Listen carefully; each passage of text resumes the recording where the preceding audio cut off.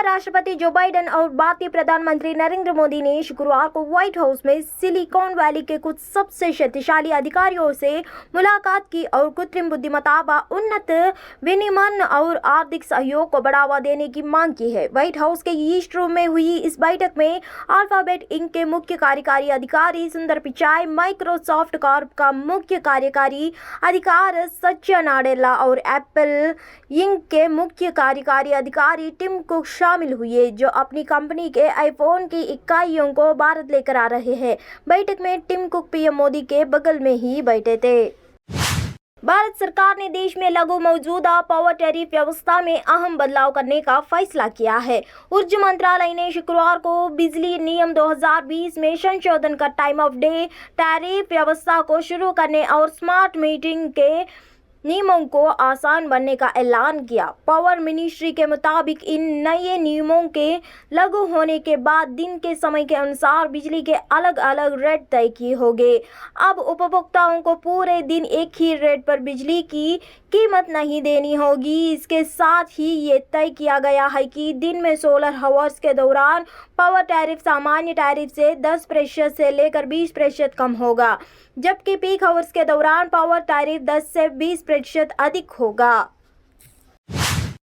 बिहार में विपक्ष दलों की बैठक के बाद मुख्यमंत्री नीतीश कुमार द्वारा शुक्रवार को आयोजित दोपहर के भोजन में नेताओं को लिट्टी चोखा, गुलाब जामुन, जलेबी, विभिन्न प्रकार के ताजा शरबत और प्रदेश के कई अन्य पारंपरिक व्यंजन परोसे गए। कांग्रेस के वरिष्ठ नेता राहुल गांधी ने दोपहर के भोजन में परोसे गए पारंपरिक खाद्य पदार्थों की प्रशंसा करते हुए कहा, नीतीश जी द्वारा आयोजित दोपहर के भोजन में बिहार के सभी पारंपरिक खाद्य पदार्थ परोसे गए।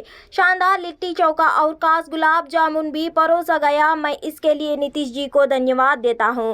बिहारी व्यंजनों के साथ दोपहर के भोजन के दौरान बहुत अच्छा समय बिताया। विपक्ष की बैठक में शामिल होने आए नेताओं को अन्य खाद्य पदार्थों के अलावा विभिन्न प्रकार के पारंपरिक बिहारी व्यंजन परोसे गए। केंद्रीय गृह मंत्री अमित शाह ने शुक्रवार को अनुच्छेद 370 हटाए जाने के बाद से जम्मू कश्मीर में हुए सर्वांगीण विकास पर प्रकाश डाला और कश्मीरी युवकों से यह सुनिश्चित करने की अपील की कि वे पत्थर उठाने के बजाय कलम और लैपटॉप साथ रखें। शाह ने यहां 3 दिवसीय वित्तस्ता महोत्सव के उद्घाटन के बाद एक कार्यक्रम को संबोधित करते हुए कहा कि जो लोग जम्मू कश्मीर का केवल पिछले 4 दशक का इतिहास जानते हैं, वे सोचते हैं कि यह एक विवादित या अशांत क्षेत्र है। उन्होंने कहा, लेकिन कश्मीर एक ऐसी भूमि है जिसने अतीत के रक्तपात का दंश झेला है और विजयी होकर अधिक स्थिर एवं शांतिपूर्ण बनकर उभरी है। उन्होंने कहा कि इस भूमि ने पिछले 3 से 4 दशक में आतंकवाद के कारण लगभग 40,000 मौतें देखी है, लेकिन आज वही कश्मीर वित्तस्ता महोत्सव माना रहा है और आगे बढ़ रहा है। लोकसभा चुनाव में विपक्ष की एकजुटता को लेकर शुक्रवार को 23 जून को पटना में महा बैठक हुई, जिसमें बीजेपी के खिलाफ सभी दलों ने एकजुट होकर साझा रणनीति के तहत आगे बढ़ने का फैसला लिया। ये सभी किस रणनीति के तहत आगे बढ़ेगा, इसके लिए अगली बैठक अब शिमला में होगा। लेकिन इस तमाम बातों के बावजूद यूपी में विपक्ष की एकजुटता वैसी नहीं दिख रही है जैसे कि दावा किया जा रहा है।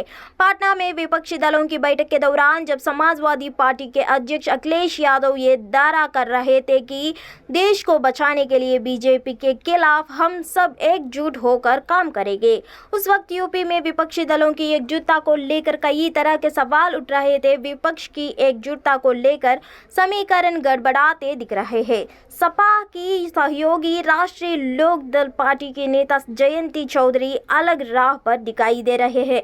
जयंती चौधरी कल विपक्ष की महाबैठक में भी शामिल नहीं हुए। हालांकि उन्होंने इसके पीछे पहले से तय कार्यक्रम को वजह बताया। विपक्षी बैठक के बाद संयुक्त प्रेस कॉन्फ्रेंस आयोजित की गई थी। इस प्रेस कॉन्फ्रेंस में विपक्ष के सभी नेताओं ने अपनी बात रखी। वहीं इस दौरान लालू यादव अपने पुराने अंदाज में दिखे। राहुल गांधी की शादी की बात करके थोड़ा मजाकिया माहौल बनाया। लालू यादव की बात सुनकर ठहाका लगाने लगे। लालू यादव ने कहा कि राहुल गांधी तो हम लोग की बात नहीं माने, शादी कर लेनी चाहिए, अभी भी समय है, इसलिए शादी कीजिए और हम लोग बाराती चलेंगे। सोनिया गांधी कहती है कि राहुल गांधी बात नहीं मानते हैं, शादी करने के लिए कहिए। विपक्षी दलों की बैठक के बाद लालू यादव ने मीडिया से मुखातिब होने के बाद राहुल गांधी की भारत जोड़ो यात्रा के उल्लेख करते हुए उनकी तारीफ भी की। अदानी मामले को लोकसभा में राहुल गांधी द्वारा उठाए जाने का हवाला देते हुए कहा कि आपने लोकसभा में अच्छे काम किया। उन्होंने राहुल गांधी की दाढ़ी और इशारा करते हुए कहा कि आप घूमने लगे तो दाढ़ी बढ़ा लिए, इससे नीचे मतलब जाइए। लोकसभा चुनाव 2024 और विपक्षी एका को लेकर देश भर में जारी सियासी गहमागहमी के बीच जम्मू और कश्मीर के पूर्व राज्यपाल सत्यपाल मलिक ने एक बार फिर मोदी सरकार पर निशाना साधा है। उन्होंने ट्वीट कर कहा है कि मैं तो सभी नेताओं से कह रहा हूं कि आपको ईडी और सीबीआई से घबराने की जरूरत नहीं है। सच का डटकर मुकाबला कीजिए। लोकसभा चुनाव 2024 में भारतीय जनता पार्टी की हार तय है। बीजेपी सरकार आगामी चुनाव में नहीं बचेगी, फिर मोदी जी और उनके सहयोगियों की जांच करवा लेना। पूर्व राज्यपाल सत्यपाल मलिक ने आगे कहा कि केंद्र सरकार के इन एजेंसियों का आप अभी बहादुरी से सामना कीजिए। 6 माह बाद दिन की हार तय है, उसके बाद अधिकारियों को भी लग जाएगा कि अब चला चली का बेला आ गया है, इसलिए कुछ करने की जरूरत नहीं है। उसके बाद सत्ता में बैठे बीजेपी वालों की ही जांच हो जाए। मीडिया की ओर से यह पूछने पर कि किसकी जांच, तो उन्होंने जवाब दिया कि पीएम नरेंद्र मोदी की और उनके सहयोगियों की। प्रधानमंत्री नरेंद्र मोदी ने बृहस्पतिवार को अमेरिका कांग्रेस के संयुक्त सत्र को संबोधित किया, जहां उन्होंने भविष्य के लिए महत्वपूर्ण द्विपक्षीय गठजोड़ को ही अपनी दृष्टि पेश की। इस दौरान पीएम मोदी ने कहा कि यह अमेरिका कांग्रेस को दूसरी बार संबोधित करके सम्मानित महसूस कर रहे हैं और इस ऐतिहासिक संयुक्त संबोधन में शामिल होने के लिए इसके सभी सदस्यों को धन्यवाद देते हैं। पीएम मोदी इससे पहले भारतीय नेता है जिन्हें अमेरिका कांग्रेस को 2 बार संबोधित करने का अवसर प्राप्त हुआ है। उन्होंने पहली बार वर्ष 2016 में अमेरिका कांग्रेस के संयुक्त सत्र को संबोधित किया था। राजस्थान में इसी वर्ष विधानसभा चुनाव होने जा रहे हैं। 200 सीटों पर क्षेत्र के अनुसार राजनीति की गनीन चल रही है। मेवाड़ की बात करें तो यहां भाजपा नेताओं के बीच आपसी मतभेद या कहे गुटबाजी की चर्चा ये सामने आई है। यहां तक कि उदयपुर बीजेपी सांसद अर्जुन लाल मीणा खुले मंच से भाजपा के अंदर गुटबाजी की बात कही थी। चुनाव नजदीक आते जा रहे हैं और ऐसी स्थिति में बीजेपी को जो मेवाड़ में वर्चस्व है और वह कायम रखने के लिए क्या क्या तैयारियां की जा रही है, इसको लेकर मेवाड़ के हेडक्वार्टर ने उदयपुर जिले के भाजपा अध्यक्ष रविंद्र श्रीमाली से बात की तो उन्होंने खुलकर अपनी बात रखी। एजबेस्टन में खेले गए एशिया सीरीज के पहले टेस्ट में हार के बाद इंग्लैंड ने अपनी टीम में एक बदलाव किया है। लॉर्ड्स में 28 जून से खेले जाने वाले दूसरे टेस्ट के लिए इंग्लैंड ने 18 साल के लेग स्पिनर रेहान अहमद को टीम में शामिल किया है। रेहान को मोइन अली के कवर के रूप में टीम से जोड़ा गया है। बता दें कि स्पिन ऑलराउंडर मोइन अली उंगली में छले पड़ जाने की वजह से चोटिल है। ऐसे में उनके कवर के रूप में रोहान की टीम में शामिल किया गया है। रोहान इंग्लैंड के लिए टेस्ट खेलने वाले सबसे कम उम्र के खिलाड़ी है।